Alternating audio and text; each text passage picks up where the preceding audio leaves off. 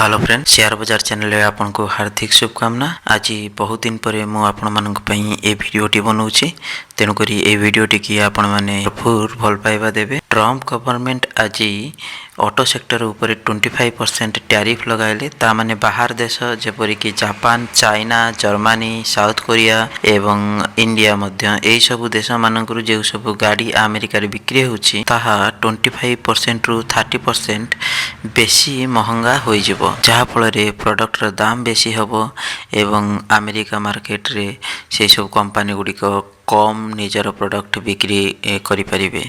यह तो America market पई एवं अमेरिका कंपनी पई बहुत भलो। ट्रम्प चाहउछंती अमेरिका रो ऑटो सेक्टर केमिति ग्रो हबो, तेणु करी एथिरे आपनको डरिबार किछि नाही।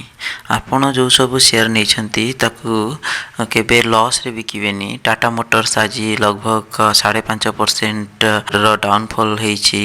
अशोक लीलैंड जे कोनोसी ऑटो सेक्टर आपण नियंतु सब ऑटो सेक्टर रे बहुत डाउनफॉल हेछि, तेणु करी एथिरे डरिबार किछि नाही। इंडिया ऊपर यार इंपैक्ट कम पड़िबो, काहे कि इंडिया रो जो ऑटो सेक्टर अछि इंडिया ऊपर यार बेसी इंपैक्ट पड़िबोनी, काहे कि ना इंडिया रो ऑटो सेक्टर यूएसए ऊपर बेसी डिपेंडेंट नहे। तेणु करी आपण माने टोटल एथिरे विचलित हवा आवश्यक नाही।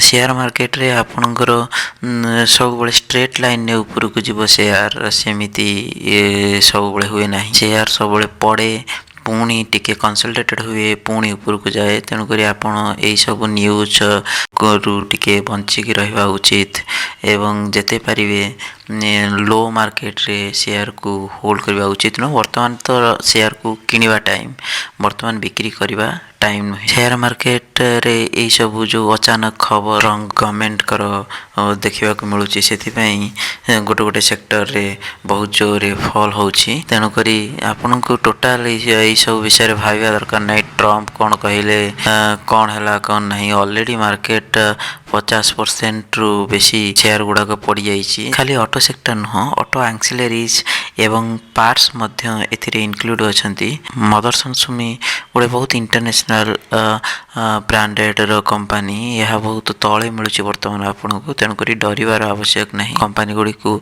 होल्ड करिक रखंतु। तो वीडियो टिके बाइंड अप करछि एठी एवं आगामी वीडियो रे आपण मानु कहबी आउ को सेक्टर रे कोन न्यूज अछि।